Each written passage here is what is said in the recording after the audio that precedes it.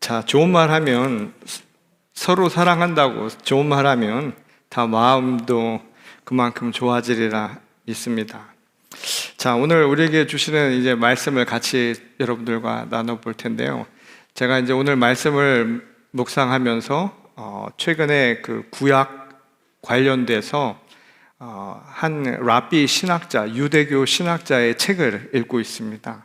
근데 그 책을 보니까 이런 이야기가 하나가 소개가 되고 있어요. 그게 뭐냐면 유대교 전통이라고 하는 게 굉장히 강하기 때문에 어릴 때부터 유대교식 교육을 배우고 그 다음에 히브리 성경을 아이들이 배우는, 그래서 유대교인들은 특별히 그런 교육을 굉장히 강조를 하는데, 요즘은 세속화되다 보니까 아마 거기에서도 아이들 교육이나 또 아이들이 받아들이는 게 예전만 하지 못한 것 같습니다. 그래서 그 한 에피소드를 그분이 이렇게 해놨는데, 수업 시간에, 종교 수업이죠. 그러니까 종교 수업 시간에 학생들이 하도 요즘엔 공부를 잘 안 하니까 선생님이 랍비죠. 굉장히 쉽게 평이하게 이제 질문을 한 거예요. 이게 구술 시험을 보는데, 그래서 한 학생을 지목해서 그 수업이 여호수아서 강의였기 때문에 여호수아 관련된 질문을 한 겁니다. 그 질문의 내용이 뭐였냐면, 여리고 성벽은 누가 무너뜨렸나요? 라고 질문한 겁니다. 근데 그 질문을 받은 학생이 깜짝 놀라더니 제가 안 그랬어요. 내가 그렇게 하지 않았습니다. 라고 이야기를 한 겁니다. 선생님이 너무 당황을 한 거죠. 이게 수업이고 시험인데 학생이 그런 반응을 보이니까 너무 걱정이 돼서 부모님에게 이제 연락을 드린 겁니다. 그래서 자초지종을 설명하고 집에서부터 아이들 요 교육을 좀 신경 썼으면 좋겠다라는 생각이 들어서 부모님한테 전화를 드린 거예요. 그래서 전화를 해서 자초지종을 설명을 했더니 부모님이 하시는 말씀이, 우리 아들이 아니라고 하면 아닌 게 맞습니다. 그렇게 대답을 했다는 거예요. 그러니까 이게 너무 당황이 되죠. 그래서 선생님이 결국 이런 교육 현실을 한탄하면서 교장 선생님한테 이제 찾아간 겁니다. 교장 선생님한테 찾아가서 지금 상황이 이렇습니다 라고 이야기를 했더니 교장 선생님이 아무 말도 하지 않고 갑자기 체크를 꺼내더니 체크를 써서 주더라는 겁니다. 그러면서 하는 말씀이, 이걸로 벽을 고치세요. 그리고 더 이상 이런 문제로 학교에 불화를 만들지 않았으면 좋겠습니다 하고 체크를 써줬다는 거예요. 이 이야기가 그 책에 실려져 있는데, 그 이야기를 하는 까닭이 뭐냐면 오늘 우리들의 실정이 여기서 크게 다르지 않다는 거예요. 그러면서 오늘날 한국과 예를 들어서 미국의 법정 상황을 보면 이런 염려를 할 수 있는 것들이 사실상 많이 있죠. 예를 들면 이 한국에서 가장 큰 범죄 가운데 하나가 천륜을 어겼다고 해서 부모를 살해한 이 자녀들에 대한 이 처벌이 있습니다. 근데 요즘에는 법이라고 하는 것들이 피해자 중심이 되는 것만이 아니라 가해자에게도 관용이라고 하는 것들이 굉장히 중요하게 여겨지죠. 그래서 이런 사건이 일어나면 모든 사람들의 관심이 어디로 가냐면 왜 걔가 그런 일을 했을까? 이거 굉장히 중요한 거죠. 그러면서 그 아이가 그런 일을 할 수밖에 없었던 살아왔던 배경들, 그리고 폭력 가정이나 또한 그런 안 좋은 외적 환경에 처해 있는 그런 환경에 대한 이야기들을 주로 많이 다루게 된다는 겁니다. 그러다 보니까 이 법이라고 하는 것에 대해서 우리가 중요한 부분도 잃어가고 있다는 거예요. 그 뭐냐면 사회적 합의, 그리고 그것에 대한 책임 의식에 대해서 점차 사람들이 근본적인 것들도 잃어가고 있다는 것이죠. 관용이 나쁘다는 게 아니라 그 관용 때문에 허용치를 넘어서는, 말하자면 남용하게 되고 오용하게 되고 악용하는 상황도 벌어지더라는 겁니다. 그러면서 한 예를 들었는데 그 예가 뭐냐면 정크푸드 디펜스라고 하는 거예요. 그러니까 미국에 있는 이 변호사들이 쓰는 방식 중에 하나인데, 폭력을 한 사람들에게 그 감형을 시키기 위해서, 그러니까 법정에서 형을 조금이라도 줄여보기 위해서 내세우는 방법 중에 하나가 뭐냐면 정크푸드 디펜스라고 하는 겁니다. 그게 뭐냐면 이 사람이 정크푸드를 많이 먹어가지고, 정크푸드를 많이 먹으면 어떻게 되나요? 하이퍼가 돼가지고 그래서 폭력 성향이 나타난다. 그러니 이것 때문에 그의 양형을 줄여주는 이런 상황들이 벌어지고 있다는 거예요. 자, 그러면서 질문을 하는 겁니다. 우리 사회의 책임이라고 하는 것들이 과연 어디까지 우리가 관용적으로 바라보고 어디까지 허용하고 또 우리는 그것을 어느 정도 지켜야 하는가에 대한 질문입니다. 자, 오늘 본문 말씀은 바로 이것과 연관되어 있는 한 가지 내용을 전하죠. 왜냐하면 오늘 성경에 나와 있는 전 성경에서 가장 중요한 핵심이 되는 부분이라고 해도 틀리지 않습니다. 왜냐하면 예수께서 계명, 하나님과 우리 간의 관계에서 앞으로 어떻게 살 것인가 하는 계명, 삶의 방법, 삶의 목표라고 하는 것을 뚜렷하게 제시해 주셨기 때문이죠. 그것은 곧 믿는 자에게는 책임, 신앙적 책임으로 고스란히 나타나는 것인데 과연 이것을 우리는 지금 어떻게 받아들이고 있는가? 그리고 그것의 의미가 무엇인가를 한번 살펴보자는 겁니다. 사랑이라고 하는 것도 결국 책임이라는 거예요. 지켜야 할 것. 그런데 오늘 우리는 앞에서 이야기한 우스갯소리처럼 사랑이라고 하는 것을 그 정도로밖에 생각하지 못하고 살아가는 것은 아닐까요? 감정이라고 생각을 해서 내가 누군가에게 나타나는 감정의 표현 정도로만 머물러서 사랑도 책임이라고 하는 것을 우리는 불현듯 잊고 지내는 것은 아닌가 질문해 보자는 겁니다. 자, 오늘 본문 말씀은 예수께서 그 말씀을 하시기 전에 하나의 배경이 된 사건을 토대로 이야기가 전개되고 있음을 볼 수 있습니다. 이 요한복음 13장의 가장 처음 부분은 무엇으로 시작하는가 하면 예수님께서 제자들의 발을 닦아준 그 사건을 이야기해 줍니다. 그리고 나서 그 중에 제자 하나가 예수님을 배신하고 그를 넘기기 위해서 그 장소를 떠난 사건, 바로 이 이야기가 오늘 본문 말씀이 된 배경이라고 할 수 있습니다. 자, 예수님은 이미 제자들의 발을 닦아주실 때 다 알고 계셨다라고 요한은 기록하고 있죠. 누가 나를 배신할 것이고 또 누가 나를 3번이나 부인할 것인가를 이미 알고 계신 거예요. 그런 가운데서도 제자들을 빠짐없이 발을 닦아주는 것. 그러니까 이것은 그냥 발을 닦아준 사건이 되는 것만이 아니라 이 사건은 아주 중요한 의미, 메시지를 담고 있다는 것을 염두에 두어야 합니다. 자, 오늘 본 말씀은 이렇게 시작하죠. 31절에 보면 지금 인자가 영광을 받았고 하나님도 인자로 말미암아 영광을 받았도다. 아마도 이 이야기를 하셨을 때 제자들은 잘 이해하지 못했을 거예요. 왜냐하면 우리도 결과를 알고 있으니까 대략 짐작을 할 뿐이지 이 말을 명확하게 우리는 설득력 있게 납득하면서 이해하기 참 어려운 말씀이기 때문입니다. 왜냐하면 영광이라고 하는 이 단어에 대한 오해와 그리고 우리가 쓰는 일반적인 의미와 예수께서 말씀하셨던 의도와 많이 다르기 때문입니다. 자, 영광이라고 하는 말은 어떤 때 영광이라고 보통 이야기를 하나요? 영광은 대체로 승리하고 무슨 성공을 한 뒤에 영광이라고 하는 단어를 많이 쓰죠. 또는 사다리의 가장 높은 곳에 오른 그 상태에서 얻는 무언가 결실, 뭐 감정적인 것일 수도 있겠지만 실질적인 그 무언가가 찬란함, 그리고 실질적으로 사회적으로 얻게 되는 그 무언가를 떠올리기 마련입니다. 근데 예수님은 이 영광이라고 하는 이 단어를 지금 언제 쓰고 있냐면 배신자가 방을 나가고 이제 예수께서 가셔야 할 십자가의 죽음이라고 하는 것이 현실화되는 바로 그 지점에서 영광을 받았다라고 이야기합니다. 그러면서 쓰신 말이 지금 영광을 받았다 이렇게 표현을 하신 겁니다. 이 제자들이 이때까지 보여준 태도로 봤을 때는 잘 몰랐어요. 모든 게. 그리고 심지어는 배신하고 예수를 부인하기까지 하죠. 이거 굉장히 힘 빠지는 일이죠.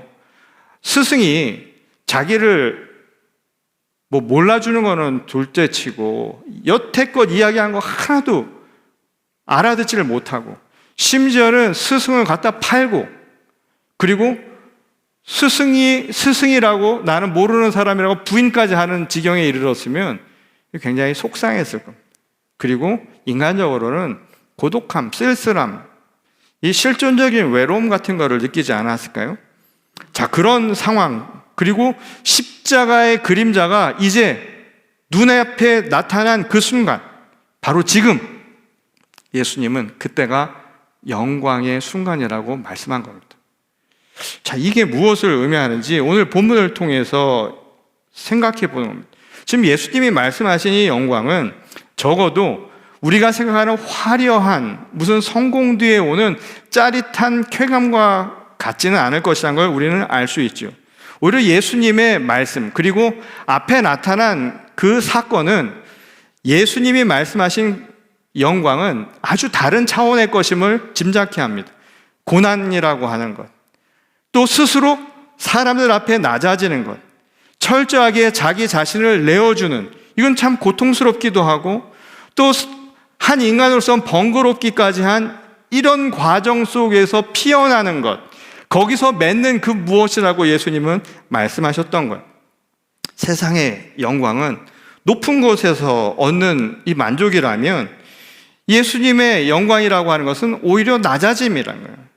그러니까 우리가 뭔가를 얻을 때 오는 만족감으로 지금 영광을 이야기하는 게 아니라 예수님은 버리는 것, 거기서 떠나는 것, 내가 손에 쥐는 게 없는 그 순간, 채움이 아니라 비움이 될 때 비로소 그 안에 피어나는 열매가 영광이라고 말씀하셨다는 거예요.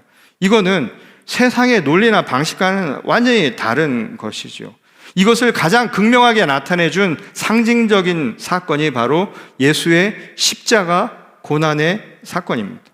이 바울 사도도 그랬지만 십자가를 그래서 당시 사람들은 어리석은 것, 실패한 일이라고 보았어요. 왜냐하면 성공을 통해서 말하자면 그 당시의 어둠을 물리치고 새로운 세상이 오도록 만드는 것, 이게 당시 사람들이 생각한 하나님의 약속이었고 그것이 하나님께서 그들을 통해 보여주고자 하신 영광이라고 생각을 했는데 십자가는 그것과 완전히 정반대였던 것이죠. 그런데 이걸 통해서 예수님도 그렇고 바울 사도도 무슨 얘기를 하는가 하면 그 실패와 같은 그 자리를 통해서 우리를 향한 하나님의 사랑이 완성이 되었다고요.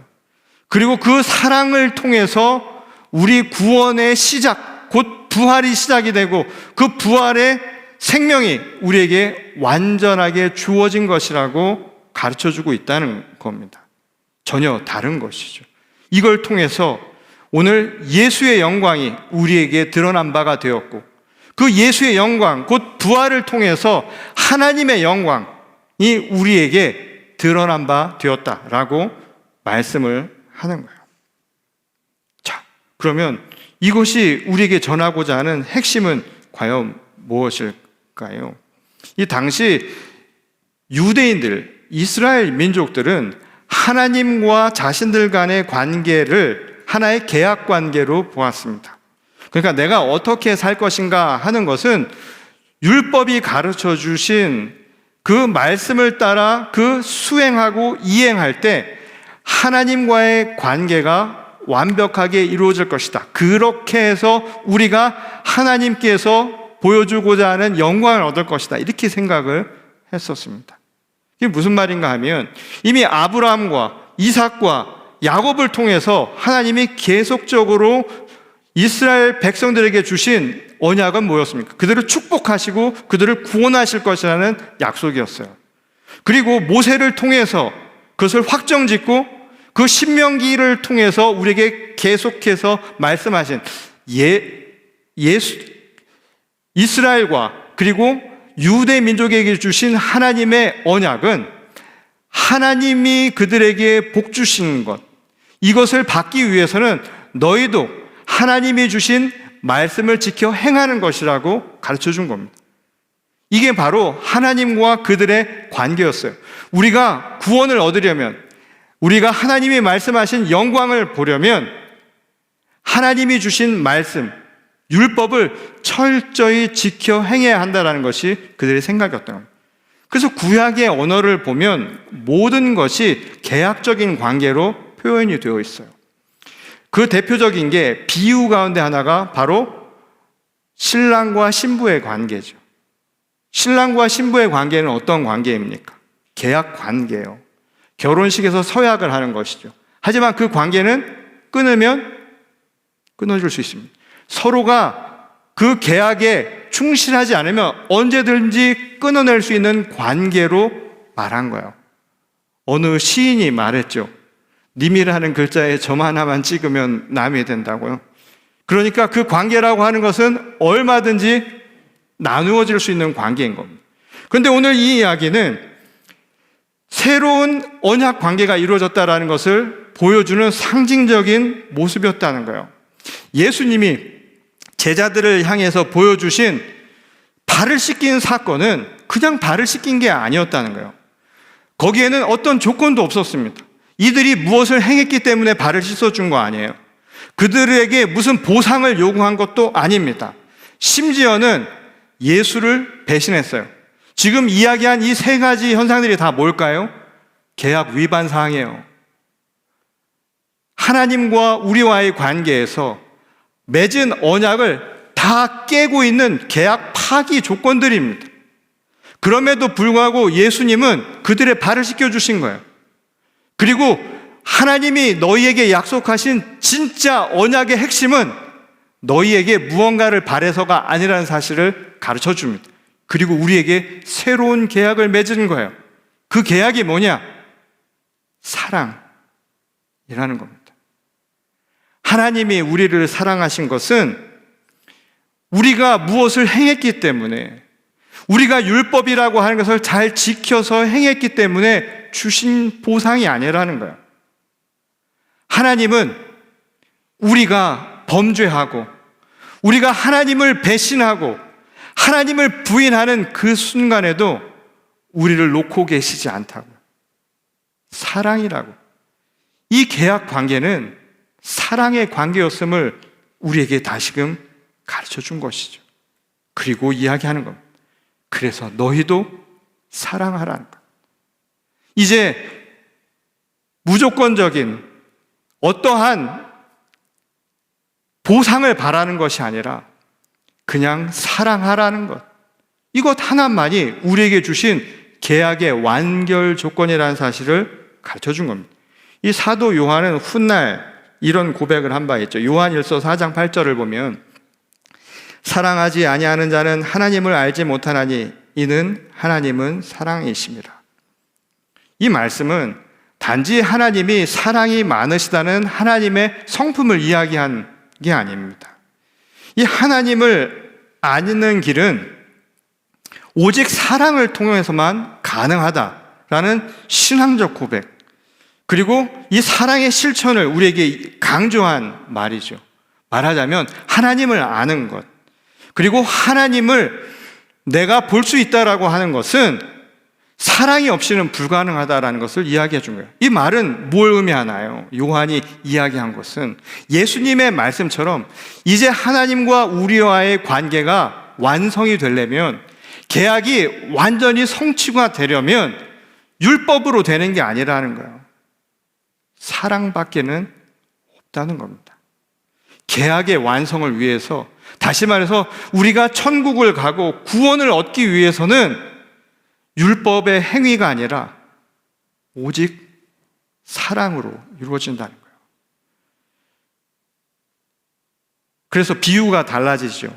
이 구약의 비유는 신랑 신부의 계약 관계로 이야기하지만 이 예수님 이후에 하나님과 우리와의 관계는 단순히 그 관계에서 그치질 않습니다.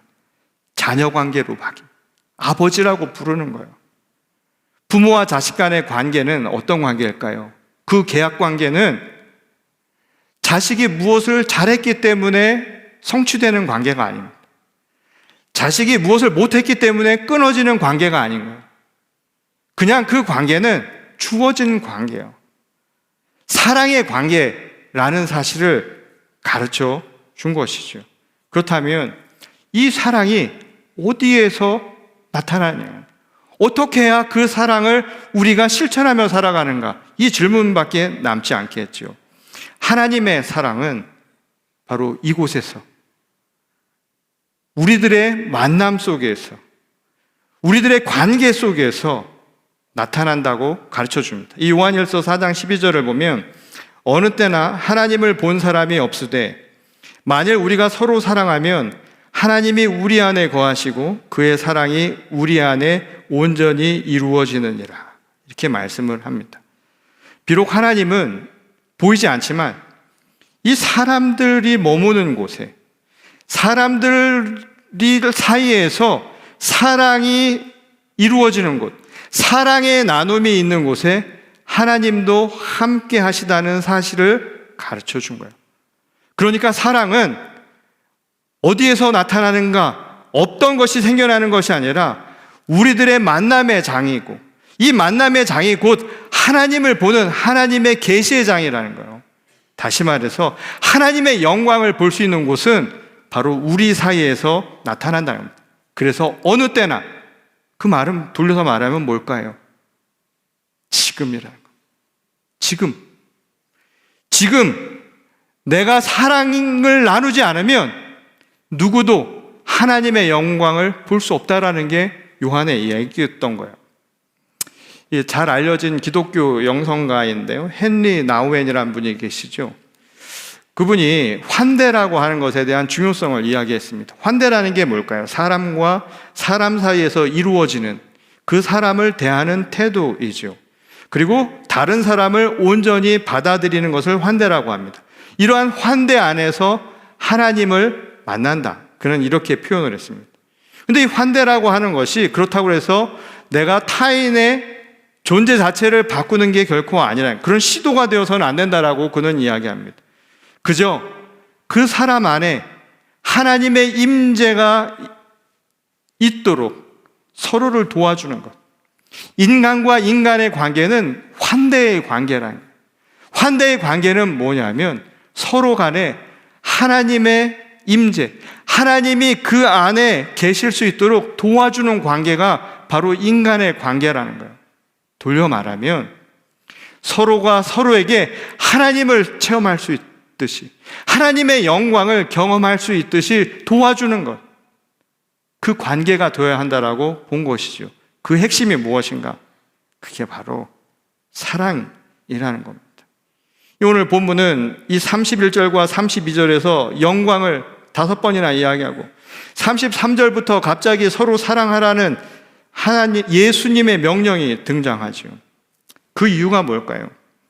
사랑의 계명이 이 모든 것의 핵심이고 이것을 통해서 하나님의 영광이 나타날 수 있기 때문이라는 사실을 가르쳐주고 있는 겁니다. 근데 예수님이 사랑하라고 했던 이 이야기를 이 헬라어 원문을 보면 아가파테 이렇게 써놨습니다. 이 아가파테라고 하는 이 말은 아가페, 우리 너무 잘 알죠? 그것의 명령어인데 이 명령어를 어떻게 영어로 바꾸면 이 말에 가까워요. You should love라는 겁니다. 자, 그 전까지는 율법적 세계관은 하나님과 맺은 계약, 내가 하나님의 영광을 본다라는 말은 하나님을 누가 볼 수 있겠습니까? 구원을 얻은 자, 천국 가야 보는 이야기인데 결국 하나님의 영광을 볼 수 있는 사람들은 어떤 사람이냐 하면 must, 율법을 지켜 행하는 사람만 된다라고 보았던 거예요. 근데 그게 아니라 예수님이 보여주신, 제자들의 발을 닦으면서 보여주신 그 모습은 그들이 율법대로 행하지 않아도, 사람을 제대로 대하지 않더라도 그들을 향한 사랑을 통해 맺어진다라고 하는 새로운 언약 관계를 설명해 주신 거예요. 그러면서 우리에게 주신 유일한 명령은 뭐냐면 사랑하라는 거예요. 근데 이 사랑을 you should love라고 했어요. 이 말은 뭐냐면 should는 선택이 들어간 말이에요.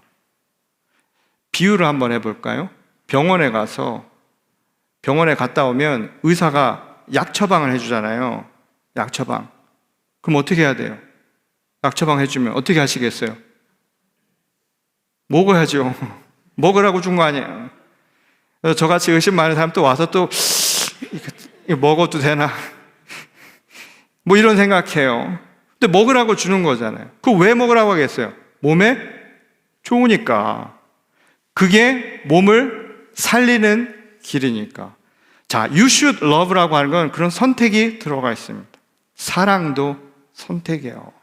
그런데 그 선택이 우리에게는 굉장히 중요한 거예요. 왜냐하면 그게 살리는 길이니까. 그게 하나님의 영광을 드러내는 길이니까 이것을 행하라고 말씀하신 겁니다. 그런 의미에서 이 아가파테는 연습이 필요한 사랑입니다. 그래서 오늘 처음 이야기한 대로 책임이 필요한 거예요. 책임의식과 내가 그 책임을 지키려고 하는 그 의지가 이 사랑을 만들어내는 거예요. 선택의 문제이기 때문입니다. 한 번의 결단으로 절대 안 돼요. 사람이 율법적으로는 안 되는 이유가 그래서입니다. 인간은 불완전한 존재예요. 완벽하게 될 수가 없죠. 그러면 이 사랑을 어떻게 행해야 합니까? 연습이에요. 몸에 배야 합니다. 그래서 우리에게 습관이 되어야 하는 거예요. 근데 이 연습을 혼자 할 수 있나요? 사랑을 벽 보고 혼자 이러고 있을 수 있나요? 아니죠. 공동체를 통해서 연습하는 거예요. 하나님이 우리에게 교회를 주신 것, 함께하는 가족을 주시고 작은 소그룹을 주시고 공동체를 주신 것은 그 사랑을 연습하라고 하는 거예요. 끊임없이 연습하는 거예요. 꾸준히 성실하게 때로는 고통스러운 연습을 반복해야 하는 거예요. 사랑은 단순한 감정이 결코 아니라는 거예요. 훈련을 통해서 익숙해져야 되는 거예요. 그래서 사랑도 수행입니다. 교회에서 여러분들이 많은 프로그램을 제공하는 까닭이 뭘까요? 지식을 아는 것? 이거 아무 소용없어요. 사랑이 없으면 아무 소용이 없습니다. 예수님이 언약 관계의 핵심을 한마디로 하신 건 이 사랑밖에 없어요. 사랑이 없으면 다른 것은 아무 소용이 없습니다. 그런데 교회 안만 돌아보더라도 이 사랑하라는 you should love라고 하는 이 말을 우리가 잘 지키고 살고 있는가 질문하지 않을 수 없어요. 사람마다 차이는 있겠죠. 그런데 말이죠, 아가파테라고 하는 이 말이 제대로 지키고 있는가, 내가 연습을 통해서 끊임없이 살펴보아야 할 근거는 찾아볼 수 있습니다. 그게 뭐냐 하면 공동체 안에서 서로를 보면서 내가 환대를 하고 있는가, 저 사람의 얼굴에 하나님의 형상을 보고 있는가, 그리고 저 사람도 나를 통해서 하나님의 형상을 바라보게 만들고 있는가를 보면 알 수 있는 거예요. 그럼 서로에게 하나님의 형상을 발견하지 못하면 뭐가 생길까요? 갈등과 분열이 생기겠죠. 그런 씨앗들이 생기겠죠. 그것을 내가 보면 연습을 통해서 끊임없이 바꾸어 나가라고 오늘 이 이야기를 하신 겁니다. 완벽하라고 이야기를 한 것이 아니라 그걸 끊임없이 연습하고 또 하고 또 하고 또 하라고 이야기를 한 거예요. 사랑하라고 이야기하는 겁니다. 특별히 어떤 사람이 본받을 만한 일을 하거나 완전 무결한 사람이 되라고 하신 말씀이 결코 아닙니다. 상대방의 발을 닦아주고자 나도 굽힐 수 있는 거예요. 상대방을 배려하고자 하는 것들, 우리의 언행을 다시 한번 살펴보는 것, 그리스도의 제자가 되기 위한 수행의 과정을 우리가 행하라고 말씀하신 겁니다. 우리를 초대하신 거예요. 만약 우리가 이것을 행하지 않는다면, 연습하지 않는다면 우리를 어떻게 예수의 제자라고 말할 수 있겠느냐는 거예요. 우리도 사랑하지 못하면, 아니 더 정확하게 말하면 우리도 사랑하지 않으려 한다면 어떻게 제자인 줄을 세상이 알겠느냐라고 말한 거죠. 저는 할 수 있다라고 말하는 게 아닙니다. 하려 해야 한다는 거예요. 연습해야 한다는 거예요. 제가 어느 날 우연히 길가에 있는 나무를 봤는데요, 나무 한 그루가 있는데 그 옆에 조그맣게 새순이 자라는 게 보이더라고요. 나무 꽃 끝에 달려가지고 대롱대롱 바람이 불 때마다 새순이 자란 거예요. 근데 그게 어떻게 자라나는가, 얼마 지나고 보니까 거기가 든든한 가지로 자라나는데 뿌리는 하나예요. 자양분을 받아서 그 새순이 든든한 가지가 되고 시간이 지나면서 그 아래가지가 윗가지를 만들어내요. 그 윗가지가 생겨야 그 윗가지에서 다시 열매가 생겨나는 거예요. 그러니까 그냥 열매를 맺는 게 아니라 누군가의 자양분을 먹고 또 그걸 누군가가 전해주고 또 그것을 열매 맺을 곳에 전달해 주어서 그래서 열매가 맺어지는 거예요. 아래까지가 윗가지를 돕듯이.